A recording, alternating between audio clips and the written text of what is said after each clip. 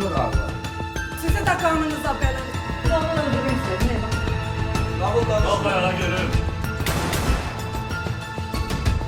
Fars'ta seçilmiş kaç kadın? Şartlarda 5 bin dolar alırsa. 2024-cü il iyulun 3-də kənar dairəvi yolda yol nəqliyyat hadisəsi baş verməsi haqda Yasamal rayonu 29-cu polis şöbəsinə məlumat daxil olub. Cherry markalı avtomobilin dərəyə yuvarlanması nəticəsində maşının sahibi Günay Əkbərova aldığı çoxsaylı xəsarətlərdən ölüb. Yaralanan sürücü Mustafa Nəcəfov Respublika Klinik Xəstəxanasına çatdırılıb. 2 həftədən sonra Baş Prokurorluq məlumat yayıb ki, sözgədən hadisəni Nəcəfov qəsdən törədib. Bu səbəbdən o saxlanılaraq Bakı İstintaq Təcridxanasına köçürülüb. 3 iyul 2024-cü il tarixli baxış keçirməsi protokolundan görünüb ki, hadisə kənar dairəvi magistral yolunun yanında baş verib. Ağ rəngli Cherry markalı avtomobilin asfalt yoldan torpaq hissəyə keçərək təxminən 200 metrdən aşağı düşməsi müəyyən edilib. Maşından biraz kənarda, başında və bədən səthində çoxsaylı xəsarətlərlə 1982-ci il təvəllüdlü Günay Əkbərovanın meyidi aşkar olunub. Güclü zərbə nəticəsində avtomobil deformasiyaya uğrayıb, mühərriki üzərindən çıxıb, şüşələri sınıb və təkərləri partlayıb.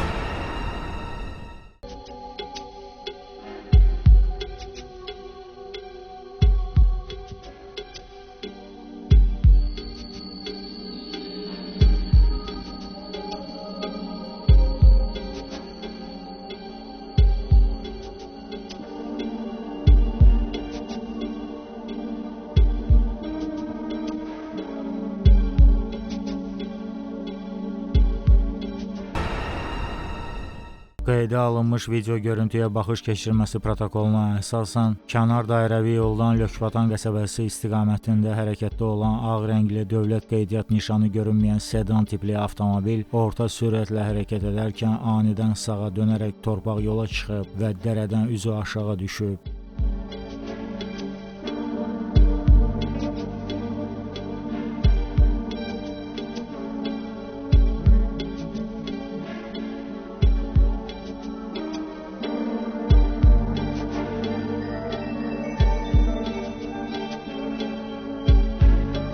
Məhkəmə tibbi ekspertizasının rəyinə görə Günay Əkbərovanın meyidinin müayinəsi zamanı ağciyərlərin cırılması, qabırğaların və döş sümüyünün sınması, beyinə qan sızma, üzündə və bədənin müxtəlif nahiyələrində çoxsaylı sıyrıqların olması müəyyən edilib. Onun ölümünə aldığı travmalar nəticəsində baş vermiş kəskin qan itirmə səbəb olub. Mustafa Nəcəfovun müayinəsi zamanı onda qabırğaların iki tərəfli çoxsaylı sınıqları, sağ bazu sümüyünün və boynunun qapalı qəlpəli sınığı, həmçinin sinir sıxılması aşkar edilib.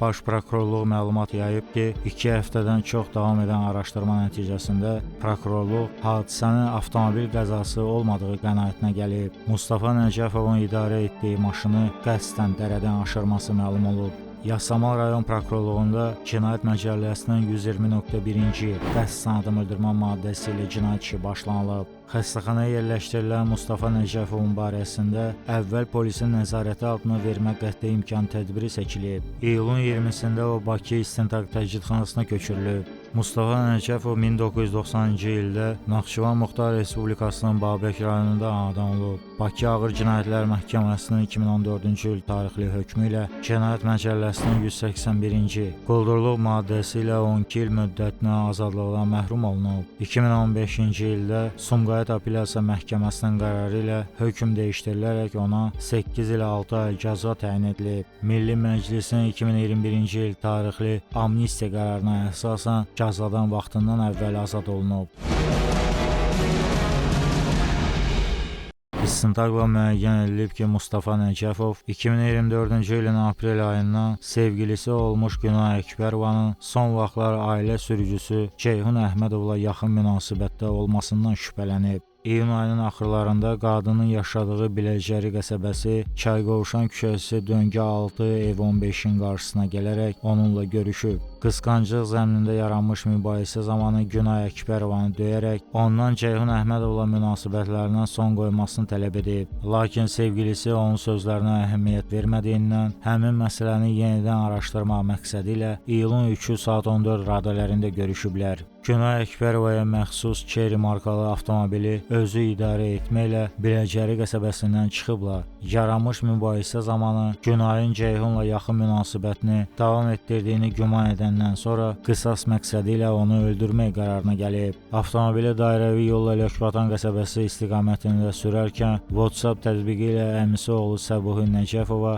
özünü və qadını öldürəcəyi barədə səsli mesajlar göndərib. Saat 15:40-da idarə etdiyi maşını Qazax Astara yazılmış məlumat lövhəsinin yaxınlığında saxlayıb. Bir daha Səbuhi Nəcəfova zəng edərək olduğu məkan barədə məlumat verməklə onu həmin ünvana çağırıb. Əmisi oğlu səbirli olub, onu gözləməsini deyib. Bu zaman Günay Əkbərova uşağına görə günahından keçməsini, onu bağışlamasını və öldürməməsini xahiş edib. Amma o sözlərinə əhəmiyyət verməyərək qapıları mərkəz kilit vasitəsilə bloklamaqla qadını avtomobili tərk etməsinə məhdudiyyət yaradıb. Saat 16:05-də Mustafa Nəcəfov digər hərəkət iştirakçıları üçün də təhlükə yaradaraq qəflətən yüksək sürətlə yola çıxıb. Təhlükəsizlik kəmərini taxan Mustafa Nəcəfov arxada əyləşmiş Günay Əkbərovanı öldürmək məqsədi ilə avtomobili magistral yoldan sağa döndərərək 200 metr hündürlüyündə olan dərədən aşırıb. Maşının bir neçə dəfə yuvarlanması nəticəsində ümumi təhlükəli üsulla 10.800 manat dəyərində ziyan vurmaqla özgənin əmlakını qəsdən məhv edib və zərər çəkmişi xüsusi amansızlıqla qəsdən öldürüb. 2496-165 nömrəli cinayət işi üzrə təqsirləndirilən şəxs qismində cəlb edilmiş Nəcəfov Mustafa İlqar oğlunun 03 iyul 2024-cü tarixdə əvvəlcədən sevgi münasibətində olduğu Əkbərova Günay məktəb qızı ilə həmin gün saat 14 radələrində onun razılığı əsasən idarə etdiyi Cherry markalı avtomobil ilə Günay Əkbərovanı götürmüş. Yolda yaranmış münaqişə zamanı öz əmisi oğlu Səbuhi Nəcəfova özünü və Günay Əkbərovanı öldürəcəyi tipli səs yazıları ataraq, həyatına qəsd edəcəyi tipli səs yazıları ataraq idarə etdiyi avtomobili Yasamal rayonu kənar dairəvi yoluna gəlmiş və dərədən aşağı atmışdır. Həmin zaman Günay Əkbərova qəsdən öldürülməsi nəticəsində vəfat etmiş, Mustafa Nəcəfov isə Respublika Klinik Xəstəxanasına yatırılmışdır. Naxçıvan Muxtar Respublikası Babəş rayon Kərimbəli kəndində məktəbi bitirmişəm, ondan sonra Bakıya gəlmişəm, hərbi əsgərliyim olmuyor. Neçə yaşınız var? 34. Evlisiniz? Subay. Əvvələn neçə dəfə məhkum olub? Bir dəfə. Nə ilə? 181-2-4. Bakıda yaşayırdım, Hökmər qəsəbəsində. Usta işləyirdim özüm Qarabağ zonasında, gedib gəlirdim. Oradan gələndən sonra əmoğlumun yanında PlayStation yerində işləmişəm. Günayla da tanış olmağımız yəni TikTok vasitəsilə olubdu. 2 ay, neçə gün birlikdə münasibətimiz olub. Sonradan axırıncı günlər Günayla mübahisəmiz olurdu. Bir neçə vaxtı ona əvvəllərdən tanıdığı kimsə zəng elirdi, yazırdı. Ona görə mübahisəmiz olub. Axır vaxtda qəza olunan günü də Günayla bu şeyə görə mübahisəmiz olub, birlikdə görüşmüşük, getmişəm onlara, onunla getmişik. Mehtəbatdan, Ağoldan pul götmüşəm, maşına benzin vurmağa, sonra gəlmişik. Maşını mən idarə eləmişəm, uşağı da maşında olub, uşağını qoymuşuq evə. Maşın kimin maşınıydı? Günayın maşını. Bundan ikimiz getmişik Sədrək yolunda, yolun kənarında saxlayıb maşında bir xeyli söhbət eləmişik. Ondan sonra əmoğluma zəng eləmişəm ki, bezmişəm, bunu da öldürəcəm özümü də. Sonra bu hadisə olubdur. Yəni maşını oradan aşağı. Abi, hər şeyə görə sağ ol. Mən yaşamağa son qoyuram. Bunu da öldürəcəm özümü də. Şo. Bu səs yazımdan sonra da yəqin ki, sənə zəng edəcəklər, yaxşı? Atdım hər şeyi sənə, nə varsa. Büyücə mənim əsəblərimi pozur. Sən öləsən büyüyün. Sən öləsən büyüyün. Sən öləsən Günay. Babamı fikirlər. Sağ ol abi. Babamı fikirlər. Oğlan da dönüb. Mən sənə dedim ki, Günay, mənim əsəbimi pozma! Sakit qal! Sakit kal! Sana dedim sakit kal! Alamı fikirləşədim səni. Sana mən dedim ki, mənim əsəbimi pozma! Mən heç kimi tanımıram əsəbimi pozanda. Sana demişdim. Səncə ağıllıysan? Hə? Sonra geldik. Sonra geldik. Uşağı düşürdük. Uşağı düşürdükten sonra geldik. Hemen bu arazide sakladık maşını. Söhbət elədik. Ondan sonra söhbət edildikten sonra yani əsəbiydim. Namoğlu yoxsa satdım. Namoğlu mənə yetişərəkəsən. Hangisi oğlu kimdir? Səbir Nezəf. Bəli. Həmin zaman, siz burada olan zaman ki, maşına kim var idi? Maşın kimə məxsus idi? Günay məktəbi var, elə deyil. Avtomobildə hər hansı bir digər şəxs olmuşdur. Səbuhi Nəcəfova, əmiz oldu. Məktub qisas sıratmış. Səbirdim. Hansı istiqamətsiniz? Göstərə bilərsiniz. Hansı istiqamət? Əyani şəkildə gedib oradan da göstərə bilərsiniz.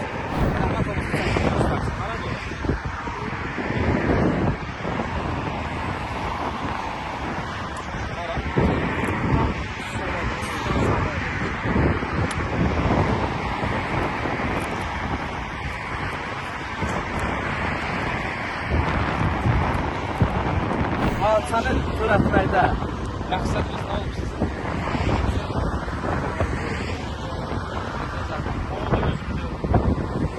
Olanı tərtəblik olması çəkəsində.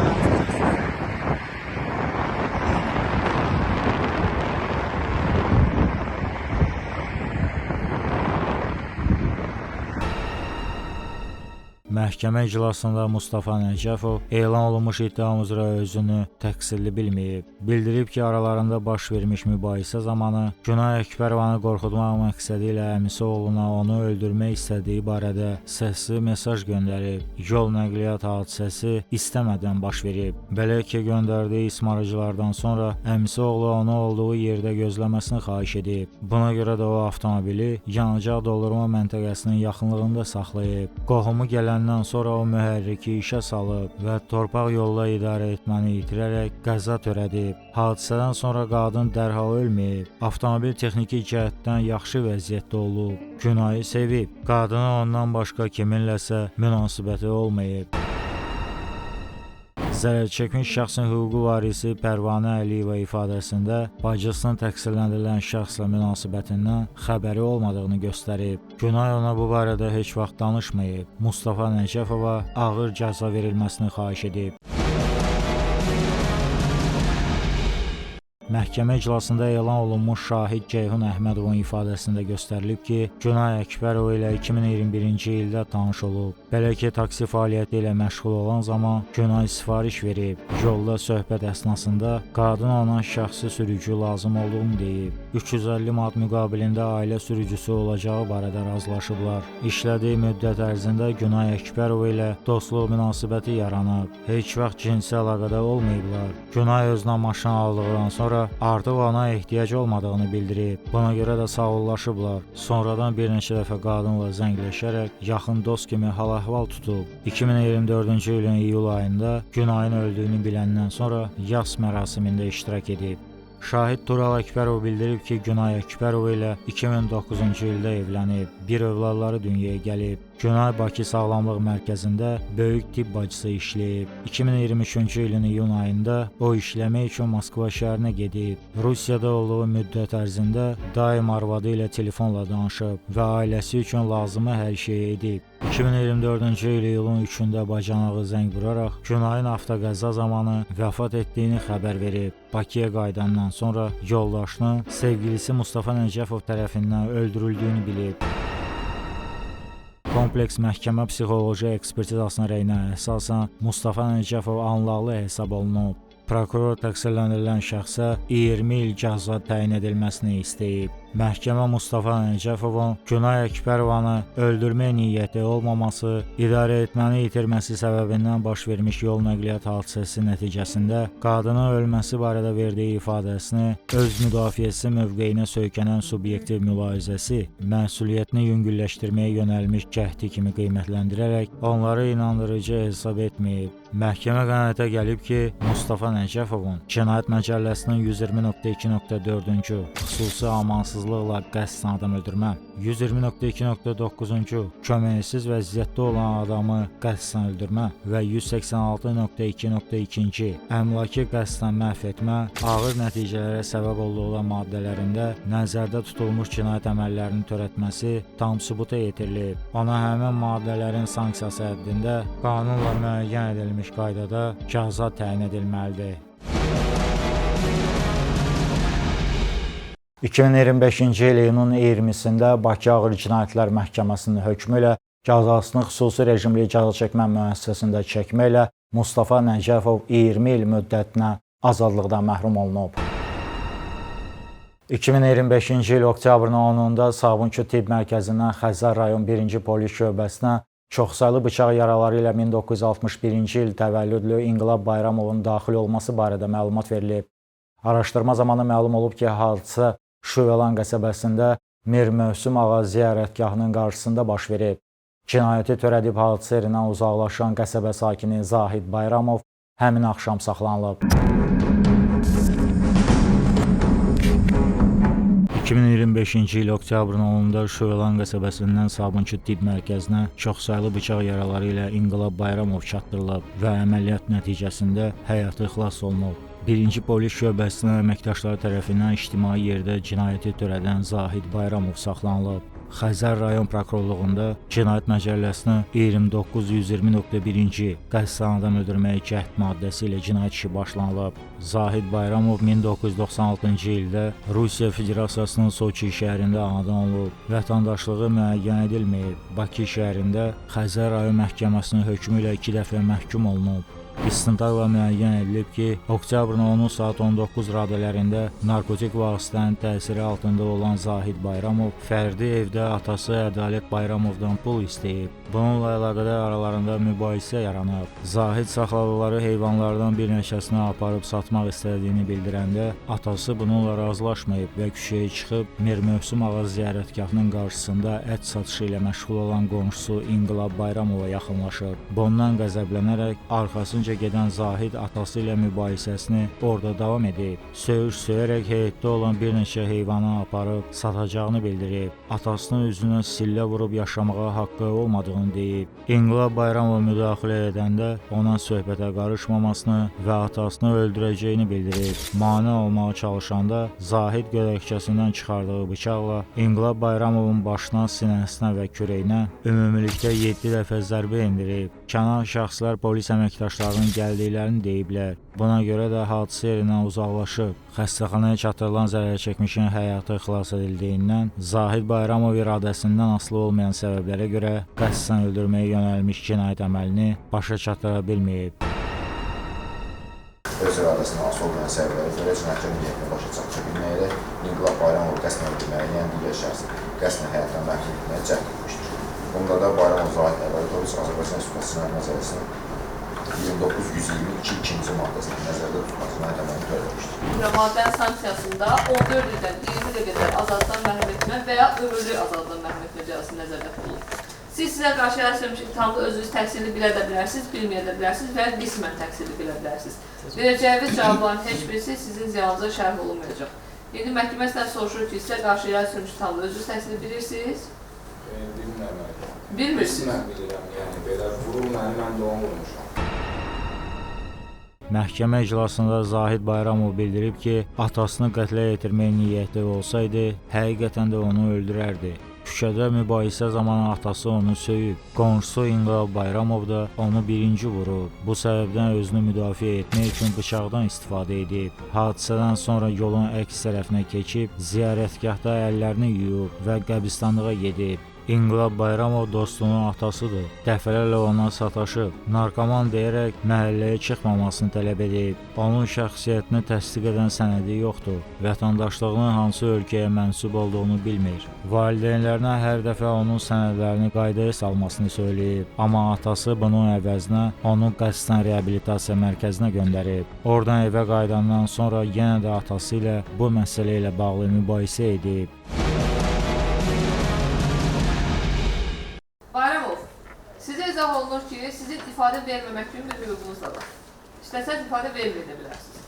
Amma işin obyektiv həlli üçün biz sizə təklif edirik ki, ifadə verəsiniz. Vermək istəyirsiniz ifadə? Niyə sənədiniz yoxdur? Əvvəl oradan başlayaq. Mən də sikimdə, yəni mən də bilmək istəyirəm, niyə yox? Yəni siz Azərbaycan vətəndaşı deyilsiniz də, Rusiya vətəndaşısınız, düzdür? Rusiyanın vətəndaşısınız, yoxsa vətəndaşlığı olmayan şəxssiz? Yəni mən valla sikim bilmirəm mən də. Orada deyir, biri deyir Gürcistanda doğulmuşsan. Mən uşaqlığımı xatırlayıram ki, haçan doğulmuşam, harada doğulmuşam. Gah deyirlər Rusiyada doğulmuşam, gah deyirlər Gürcistanda. Sənəd yəni ala bilmirəm. Neçə vaxt ancaq fırladırlar bir-birini. Yəni bir gün sabah. Yəni yatışdırıblar da ömrü billah. Aha, sənədimiz yoxdur. Bununla bağlı həmişə mübahisəmiz olur. Hə? Mübahisəmiz olur. Aha. Yəni, orada da mən atamız adımı vurmamışam, yəni yalandan deyib. Orada söyüşdə söyüb o mənə. Mən atamın sinəsindən tələdim ki, ayıb deyil, bu nə deyə çağırmışsan üstümə. Hələ bir yanında söyüş deyil üzümə. Yəni, sən mənim doğma atamsan, bu nədir? Yəni, belə şey olar. Söyüş söyür, sən də atamsan, sən də onunla bir yerdə təsdiqliyiz. Tələdim ki, ayıb deyil, özdə yəni ağlayırdım da, yəni çatlayıram, vuramıram atamı. O şimdi tələbim ki, iki kişisən, bu nə hərəkətdir də, yəni. Atanla mübahisə elədin, bəs necə oldu Zərəçəmiş araya girdi? Bu mən, Zərəçəmiş niyə qutlayırız? Mən bunu, yaşlı kişinin dostumun atasıdır. Niyə? Mən deyim, əhliyə çıxmam, başa düşdüyüm necə, nə bileyim, sən xuliqansan, narkotik edirsən, nə bileyim. Mən də deyirəm, belə eləyirəm, eləmişəm də, yəni burada nə var? Amma sənin oğlunu gətirim. Belə də ki, mən sənin oğlunu namazı, mən tövbə elədim, tutardım, namazı apardım. Çox oğlan deyirsən ki, bundan qala bir dəfə vurulur. Ağladın, pulladın, qırağa, bəs necə oldu təzdən peyda oldu? Yox, ikinci, 2-3 dəfə məhliyə çıxıram, mənə deyir məhliyə çıxma. Yəni buradan çıxmalıyam da, mən burada qalıram da, çıxmalıyam da. Dedim, mənə deyir, səni öldürərəm, cavab belə elə. Mən də deyirəm, yer get də, yəni oğluna da demişəm. Oğluna dedim ki, atom mənimlə belə danışır, söyüş, tanıram mən laboratoru edim. Yəni qaydım da ona, sən danış da, yəni oğlu da məndən də böyükdür, oğlu da bilmir. Yəni şahidim tək Allahdır, bunların hamısı oyun qurublar, bir ələ qurublar, elə qədəm olsun. Dədəmə də sərf eləmir mənim, yəni sənətimi yığıb getməyi. Bilmirəm niyə. Allah qatilinə bir dənə köməklik edeyim də mən. Yəni çarə qalmışam da, yəni çarəsizim. Nə valideyn köməkliyini, nə bir şey. Dedilər, başım gedib, mənə atdıqlar reabilitasiyaya. Yəni bilə-bilə mənə orada zülüm verirlər. Orada da tank deyirlər, pres verirlər adama ki, sümükləri vururlar bir-birinə, belə vururlar, elə bir trenlə deşirlər. 4 mərtəbə villadır, bir dənə şeydən istifadə edəmirsən, hər gün zülüm, rejim. Bu nədir, düşmüşəm. Başa düşürsünüz də nəzir, çox şeyi sözümü ifadə edə bilmirəm. Yaxşı, bildim. Yəni mən o öldürmək istəsəydim, həyətdə də öldürərdim. Yəni həm orada da, burada da. Mən ancaq dalıca geydim ki, ay, iki oğlansan da, bir dənə gedək qol çəkdim. Yenə dalıca getdim, orada da gedib üstümə adam çağırdım. Mən dalıca bunu çıxana kimi üstümə bunları çağırdım. Həmin elə bunu. Bu da demirəm aramızda olur. Çıxdım ora, bunun yanında mənim üzümə söyüşdü. Deyirəm ona yer git də sən qatışma. Ağlayıram yenə də ona ki, ayıbdır deyə utanıb yerə girmirsən. Axır sinəsində dözənmədim, sinəsindən bir dənə yumruq vurdum, doğru. Atamızın. Hə. Ki, yəni yumruq demək ki, tələmək də, yəni yenə də qırılıb qalırsan. Amma Allah hamd olsun, deyirəm, mənim yerimə kim olsaydı, yəni o da eləyərdi onu. Kim deyir, valideyndir. Yəni deyirəm, mən 30 ildir sıxıb saxlayıram da. Hələ bilmirəm heç valideyndir. Valideyn, yəni o övladı üçün belə eləməz. Belə eləməzlər. O hissəni elan edəcəm, o atamızın olmaması ilə bağlı ifadənizdə də demişsiniz. Sizin bununla bağlı nə şübhəniz? Şübhəliyəm də, yəni sən evdə hadisəçiliklər olub. Həmişə mən döyülmüşəm, söyülmüşəm. Məktəbə bunların cibinə pul qoyublar, mənə qoymayıblar. Avtobusda ağlayırdım ki, tanım da ki, avtobusa minməyə sonra gelib gələndə avtobus pulsuz düşüb qaçır. Ayaqla deyirdim, qaça-qaça çıxıyordum. 9-dan qovuluyublar. Mən xuliqanlıq da eləmişəm, daha başqa şey olur. Amma yəni mən evdə heç vaxt valideynimə qayıtmamışam. Qayıdır, böyük qardaşım qayıdıb dalaşmışam, balaca qayıdıb dalaşmışam, olmuyor. Amma getdiniz ayrıldıqca görürsən ki, gedişat tamam başqa cür. Bir çəkildir dala, bıçağı qolumdan çıxartmamışam, bıçaq mənim duramda olur. Bıçaq niyə sən oranda? Həmişə olub bıçaq. Niyə? Nəhin yəni uşaqlıqdan azaddan belə gizli. Demək ki, sən də çox sakit adam döyürsən də. O şimdi bu mənə vurdu bir-ikidən. Bir dənə çıxartdım, dedim bəlkə qorxar qaçar. Qaçmadı. Orada müstəntiqin otağında da. Deyir mənə ki, niyə qaçmadın? Dedim, bəs sən niyə bax? Deyir, mən kişiyəm. Dedim, bəs mən də kişiyəm. Kimlərə çəkmiş deyir? O şimdi bu mənə vurdu. Bir dəfə dedim ona ki, yer get deyirəm də sənə. Sənə deyir, səni öldürəcəm. Bu birisi atan da, dəhrə bilirsiniz də nədir? Biraz ucu belə əyri yoxdur, balta kimi. Ət doğrayan da? Ondan gəlir, atam deyə, yəni üstümə gəlir. Vururlar, mən də dalım divara bildiriz necə. Bu mənə vurduqca mən də bu əlimdən, sol əlimdən saxlayıram, sağlam saxlayıram. Hələ çıxardığında da bu barmağımı, öz barmağımı da kəsmişdim. Yerə döküləndə mənim qanım olub, heç ondan qan çıxmayıb orada. Bir dənə üzünün burasında görmüşəm burnunda, sızıq vardı, balaca sızıq. Bıçağı harasına vurmuşsan? Bıçağı harasından vurmuşsan? Onlara vurub mən sənə belə-belə edeyim. Yəni, belə-belə elədin, keçmədi daxilə. Bir dənə burasına bilirəm ki, dəydi. Necə qan olmaya bilər? O şimdi araba çıxaq gəldi oradan. Çıxdılar, polis sardılar, dayandı. Mən elə bir dənə moment yarandı da çıxdı. Keçdim yoluma, sizlə getdim ziyarətçə, əlimi yudum. Oradan getdim, oturdum qəbristanlıqda. Bıçağı hardan əldə edilmişsiniz? Sağ mənə çoxdan məndə. Çoxdan sizdədir, hardan əldə edilmişsiniz? Dostum Cabir rəhmətli, romancısı. Ondan da. Mütəmadi üstünüzdə olur bıçaq. Çox vaxt üstündə olur. Üstünüzdə gəzdirməklə məqsədiniz nədir? Ümumiyyətcə də elə belə. İnqilab Bayramovla əvvəllər tez-tez mübahisəniz olub aranızda. Tez-tez yox, bilmirəm, bir dəfə eləncə oldu, qayaq danışdı. Ondan sonra da məhliyə çıxmadı, səni öldürəcəm, məhliyə olsun, buralara filanmasa. Onun deməyin qarşılığında siz ümumiyyətlə nə vaxtsa İnqilab Bayramovu, mən də sizi öldürəcəm falan belə. Yox, heç var. Bayaq dediniz ki, atanızla evdə mübahisə elədiniz, atanız getdi qonşunun yanına. Yəni vurmaq istəsəydim onu orada vurardım. Yox, yəni evdə birinci mübahisəniz evdə olub, sonra dükanın qabağına çıxırdı, atanız gedib. Siz onun ardınca getmişsiniz, düzdür? Həmin vaxt İnqilab Bayramovun da orada olduğundan məlumatınız var idi. Yox. Atanızın yanına üzərinizdə bıçaqla getməklə məqsədiniz nə idi ki? Yox, ümumiyyətcə bıçaq mənim üstümdə o gözləri bilirlər, həmişə bıçaq olmaz. Zərər çəkmiş şəxsə bıçaqla xəsarət yetirdiniz, neçə dəfə xəsarət yetirdiniz? Mən belə 3 dəfə görmüşəm də, yəni 3 dəfə belə atmışam. İnqilab Bayramova bıçaqla xəsarət yetirməyinizin məqsədi, səbəbi nə idi? Nəyə görə məhz bıçaqla xəsarət yetirdiniz? Özümü müdafiə eləmişəm əlbəttə. Necə müdafiə edirsiniz? Nədən müdafiə edirsiniz özünüzü? Vurur mənə də, demirəm, əlində yekə çomaq var. O birisinin də əlində dəhrə var. Yox, bayaq ifadənizdə dediniz ki, çomaqla sizə vurmaq istəyəndə əlindən çomaq aldı. Vurmaq istəyəndə yox, 2 dəfə vurdu. 2 dəfə vurdu. Ədavətin düşməni. Yox, heç nə. Yəni ailəvi dost olmuşuq, gəlib gəlmişik. Yəni birdən-birə bunlar. Və birdən-birə nə baş verdi ki, bax bu belə ağlı da götürüb gəldi sən. Mən də sizi kimi. Cavan sənlə yaşlı adam olar, deyərik ki, hə, ağsaqqal adamdır, ağsaqqal adam uşağı yaşında adama niyə dursun söyüş durduğu yerdə? Demək ki, səndən nəsə bir şey görür ki, onu eləyir. Mən ki, narkotik gətirirsən, oğluma verirsən. Amma belə araşdırsanız, kim gətirir də, kim eləyir onu. Hə, yaxşı. Hamısını siz Allaha şükür taparsınız. Növbəti məhkəmə iclasında Zahid Bayramov çəkiliş aparılmasına etiraz edib. Zərərçəkmiş şəxs atasına görə təqsirləndirilən şəxsdən şikayətçi olmadığını bildirib. Ədalət Bayramov yaxın qohumunun əleyhinə şahid qismində ifadə verməkdən imtina edib. Buna görə də onun ibtidai istintaqda verdiyi ifadəsi elan olunub. Məhkəmə qənaətə gəlib ki, Zahid Bayramovun Cinayət Məcəlləsinə 2920.2.2 xuliqanlıq niyyəti ilə qəsdən adam öldürməyə cəhd maddəsində nəzərdə tutulmuş cinayət əməlinin törətməsi tam sübuta yetirilib. O həmin maddənin sanksiyası həddində qanunla müəyyən edilmiş qaydada cəzalandırılmalıdır və barəsində narkomaniyadan tibbi xarakterli məcburi tədbirlər tətbiq edilməlidir.